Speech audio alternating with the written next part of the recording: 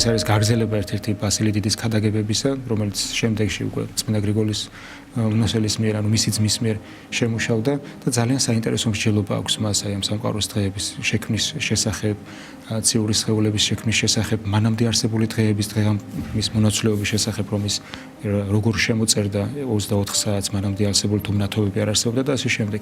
არიანული მოძღვრების არსებითი თეზისი რა იყო, რომ ძეღმერთი არის ქმნილება, მაგრამ ქმნილებათა შორის უპირატესი, ყველაზე აღმატებული. გრიგოლ ღვთისმეტყველი დიდი მოძღვარი როგორ დაუპირისპირდა.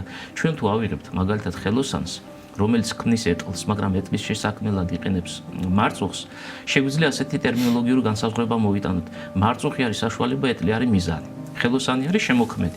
ყოველ ოთხშაბათს 18 საათსა და 5 წუთზე ღვთისმეტყველების საათი წამყვანთან დეკანოს გიორგი ხანთაძესთან ერთად. ლექციაზე სხვა სახე აქვს საუბარს, ყველა გარემო სხვანაირ საუბარს მოითხოვს და ლექციაზე კიდე რაღაცების გადაცემა სულ სხვანაირად ხდება. თუნდაც განწყობაც სხვა არის და მსმენელიც სხვა არის. სატელევიზიო სივრცე სხვა რაღაცას მოიცავს. ყველაფერი ამბიონი და როცა მღვდელი ქადაგებს სულ სხვანაირად ქადაგებს, ტელევიზორში როცა რაღაცა ხსნი, აბსოლუტურად სხვანაირი სიტყვათა წყობა და სხვანაირად ცდილობ რო ახსნი.